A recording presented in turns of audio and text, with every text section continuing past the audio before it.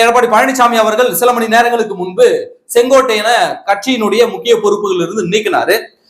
ஒரு மணி நேரத்துக்கு முன்னாடி செங்கோட்டையன் அவர்கள் என்ன பிரஸ் மீட் கொடுக்குறாரு அப்படின்னாக்க, செய்தியாளர்களை கூப்பிட்டு வச்சு, என்னை நீக்குவதற்கு முன்னாடி என்ன கலந்து ஆலோசிச்சிருக்கலாம், அல்லது எனக்கு விளக்கம் கேட்டுட்டு நோட்டீஸை கொடுத்திருக்கலாம் அப்படின்னு சொல்லிட்டு செங்கோட்டையன் அவர்கள் வந்து கேட்கிறாரு.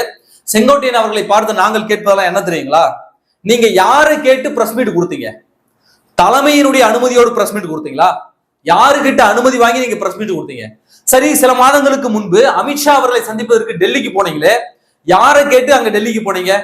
இங்க கட்சியினுடைய அனுமதியோடு டெல்லிக்கு போனீங்களா, அல்லது கட்சியினுடைய தலைமையை கலந்து ஆலோசித்து விட்டு டெல்லியில போய் அமித்ஷாவை பாத்தீங்களா? அப்ப இதெல்லாம் யாரும் கேட்காமல் கட்சிக்கு அவப்பெயர் கொண்டு வரும் விதமாக, தலைமைக்கு அவப்பெயர் கொண்டு வரும் விதமாக நீங்கள் செஞ்சுட்டு, அப்ப பதில் நடவடிக்கை எடுத்தாக்க உங்கள்கிட்ட விளக்கம் கேட்கணுமா? அப்ப இதையெல்லாம் நீங்கள் கட்சியிட்ட கேட்காம நீங்க செய்வீங்க. ஆனா உங்களை நீக்குவதற்கு மட்டும் உங்ககிட்ட விளக்கம் கேட்டு உங்களை அனுமதி வாங்கி உங்களை நீக்கணும். அப்ப இது என்ன மாதிரியான அரசியல்? அப்ப எடப்பாடி பழனிசாமி அவர்கள் மிகச்சரியான நடவடிக்கையை இன்றை செங்கோட்டையின் மீது எடுத்திருக்கிறார். அப்போ செங்கோட்டையன் அவர்களுக்கு இது இறுதி எச்சரிக்கை. இன்னும் அடிப்படை உறுப்பினர் என்ற ஒரு பேசிக் அந்த பதவி மட்டும் அவர்கிட்ட இருக்கு.